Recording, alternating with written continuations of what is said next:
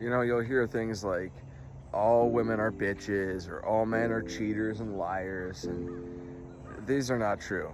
Uh, how do you pick out a good woman? How do you pick out a good man, right? As I've said before, it's kind of like picking out a used car, right? There's certain checks you do. You go through the engine, you get the obvious stuff out of the way. Like, is there smoke coming out of the hood? Is the check engine light on? You look at the Carfax. Everyone should be doing the same thing when they meet somebody. And there's some obvious things, like if the guy lives at home with his parents, or the woman is an obvious gold digger. But then there's the not so obvious ones to most people. I mean, I feel like they're obvious, but they seem to elude most people. And that's when you kind of look at, like, what kind of person am I dealing with here, and what are the signs that they're a good person. My wife reads books.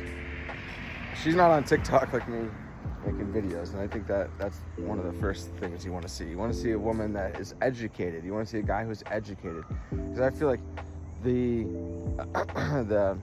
when somebody's empathetic, when somebody's honest, when somebody's loyal and trustworthy, all these traits come from them being like having done a lot of work on themselves, right? They have a lot of life experience. You can also often tell just by the way a person speaks, how they dress, how fit they are, how well groomed they are. These are the first indicators that somebody is like a high level person in society.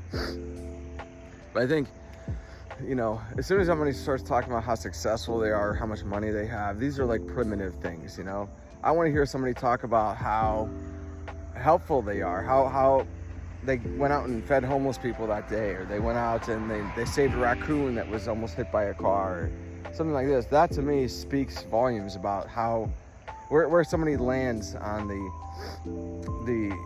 spectrum of like intellect and empathy and intelligence. And I probably said intelligence twice there, but I mean I keep referencing their intellect, because the smarter somebody is, typically the more honest they're going to be, the more hardworking they're going to be, because these are things we learn over time through getting smarter, through getting more life experiences. We learn that we should be more empathetic. We learn, like, when you cheat, you're only really cheating yourself. Somebody who's primitive, somebody who's inexperienced, isn't going to realize something deep like that. Somebody who's a gold digger, a girl who's worth getting would much rather be with a guy who's absolutely broke because she loves him and she cares about who he is as a person, than she wants to be with a guy who he has money and he pays for jewelry for her. That's a very low level, primitive desire. So you want high level people who are beyond our primitive human desires.